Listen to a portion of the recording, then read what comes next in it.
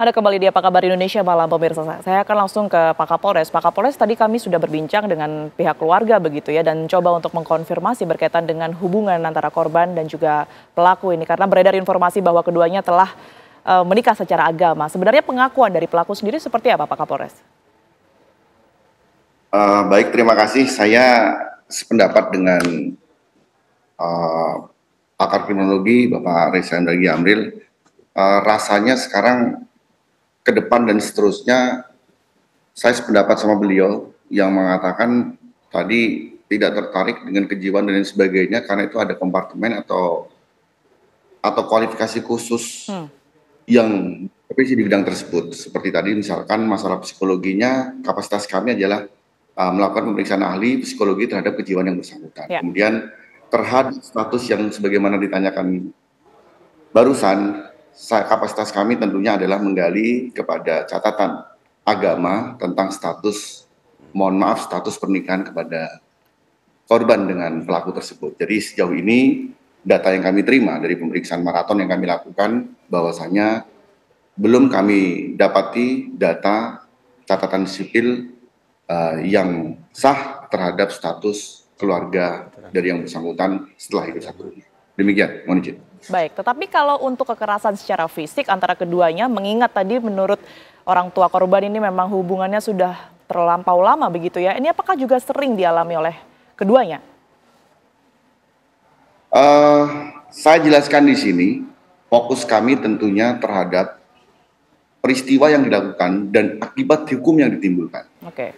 Faktanya, saat tersebut yang bersangkutan melakukan perbuatan melanggar hukum sebagaimana kami persangkakan dengan pasal 340 dan atau 338, yang artinya dia melakukan 338 yang didahului dengan serangkaian perencanaan terlebih dahulu.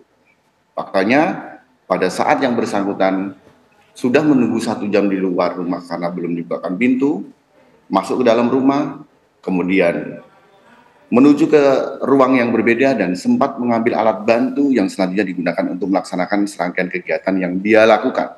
Dan pasca kegiatan tersebut, sebagaimana kita ketahui bersama, kami temukan beberapa potongan di pacet, kami temukan beberapa potongan di rumah kosnya, dan kami temukan beberapa potongan yang masih tersembunyi disimpan di bagian-bagian tertentu dalam rumah.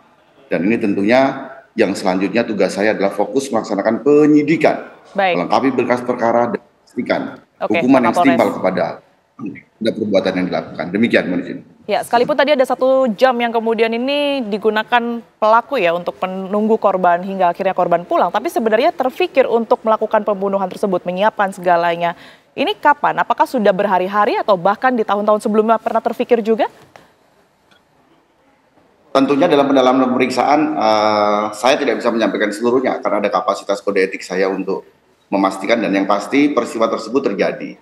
Artinya di hari tersebut yang bersangkutan melakukan perbuatannya dan melaksanakan kegiatan yang tidak pada umumnya dengan profesi yang sebelumnya dia sebagai tukang jagal.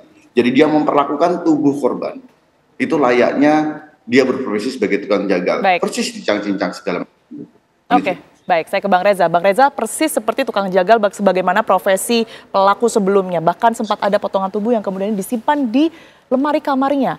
Kalau Anda menelisik mungkin lebih jauh, apa yang terjadi dan berproses di dalam otak pelaku tersebut, Bang Reza? Berarti kita fokus bicara tentang kok bisa ya ada orang yang melakukan tubuh korban dengan sedemikian keji, tapi sekaligus sedemikian rinci begitu ya. Kemungkinan U2 tadi sempat saya katakan bahwa pertama, adakah kemungkinan aksi mutilasi itu adalah sebuah episode susulan guna si tersangka ini betul-betul mendapatkan kelegaan dari segala macam perasaan negatif yang dia alami. Seolah-olah tidak cukup bagi dia untuk melampiaskan sakit hati atau sejenisnya dengan cara mencabut nyawa korban, tapi perasaan lega itu hanya bisa dia dapatkan setelah dia melakukan serangan lebih jauh lagi terhadap tubuh korbannya. Lega atau mau menghilangkan jejak? Ini kemungkinan kedua. Oke. Kalau kemungkinan kedua tidak ada sangkut pautnya dengan perasaan, tidak ada sangkut pautnya dengan suasana hati, memperlakukan tubuh korban sedemikian rupa memang tak lain tak bukan untuk menghindari pertanggungjawaban pidana. Dipotong kecil-kecil sehingga kita bayangkan sulit diidentifikasi, disebar di sana, disebar di sini sehingga tubuh tidak bisa disatukan kembali, tidak bisa direka satukan kembali sehingga mempersulit otoritas kepolisian untuk memastikan ini siapa gerangan korbannya. Karena korban tidak diketahui maka perkiraan saya pelaku juga tidak akan diketahui. Jadi kemungkinan dua, mutilasi sebagai sebuah manifestasi perasaan sakit hati susulan, ataukah mutilasi sebagai cara untuk menghindari pertanggungjawaban pidana. Tapi kalau dari kasus mutilasi beberapa kali yang Bang Reza ikuti juga, sebagian besar kasus mutilasi ini memang sendiriankah atau ada pihak-pihak lain yang juga turut membantu, tidak membantu secara langsung mungkin, tetapi juga pemikiran-pemikiran pelaku, Bang?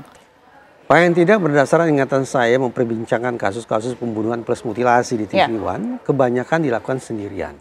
Memang ada 1-2 yang dilakukan lebih dari 1 orang, tetapi secara umum yang saya ingat kebanyakan dilakukan oleh 1 orang. Dan ada alasan di balik itu? Perkiraan saya, apakah pelaku sungguh-sungguh punya niatan sejak awal untuk menghabisi korbannya? Begitu marahnya iya, begitu sakitnya hati iya, ingin menyerang korban iya. Tetapi apakah sungguh-sungguh serangan itu dilancarkan untuk menghabisi korban? Tentu saja harus diinvestigasi oleh pihak kepolisian. Sehingga betul-betul kita kenakan pasal yang tepat. Apakah pembunuhan berencana, ataukah pembunuhan, ataukah sebatas penganiayaan yang mengakibatkan orang meninggal dunia. Polisi yang punya jawabannya. Baik. Kalau untuk pihak kepolisian sejauh ini, pasal berapa yang sudah dikenakan untuk pelaku, Pak Kapolres? Baik, terima kasih. Sebelum saya sampaikan tentang pasal apa yang saya persangkakan, saya terima kasih sebelumnya kepada Bapak Reza Indragiri Amril. Mohon izin Bapak, terima kasih.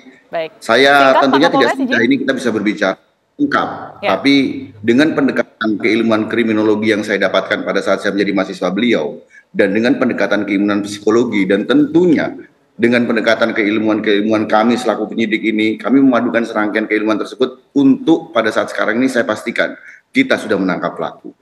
Akibat perbuatan yang dilakukan tentu saja pertanggungjawaban pidana yang dalam kesempatan ini saya sampaikan, sangkaan pasal yang kami sampaikan kepada yang bersangkutan adalah 340 dan atau 338. Yang artinya kami mencantumkan pasal pembunuhan berencana dan pembunuhan. Karena akibat yang ditimbulkan sungguh sangat tidak relevan, artinya tidak pada umumnya dia memperlakukan korban sampai dengan seperti itu. Mungkin Pak Reza sudah menjelaskan secara detail.